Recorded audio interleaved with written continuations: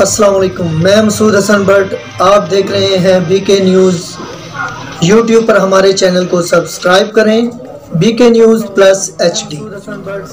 अब चलते हैं ब्रेकिंग न्यूज़ की।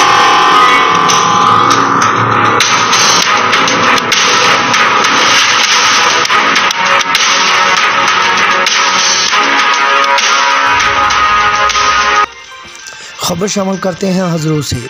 असिस्टेंट कमिश्नर हज़रत शगुफ्ता जमीन साहिबा और चीफ ऑफिसर हज़रत सरदार आफ्ताब खां, एनफोर्समेंट टीम हज़रत महकमा हाईवे पंजाब हज़रत पुलिस ने ग्रैंड ऑपरेशन किया। हटिया चौक तक टूल टैक्स चौक तक रोड के दोनों जानिब तजावज़ात के ख़िलाफ़ ग्रैंड ऑपरेशन करते हुए रोड के दोनों जानिब से मुस्तकिल तजावज़ात का मुकम्मल खात्मा कर दिया गया और आर्जी तजावज़ात को हटाकर तमाम तजावज़ात करने वालों को असिस्टेंट कमिश्नर साहिबा की जानिब से 5-5 हज़ार और 10-10 हज़ार जुर्माना आयद कर दिए गए और आइंदा तजावज़ात करने पर FIR दर्ज करने की वार्निंग भी जारी कर दी गई।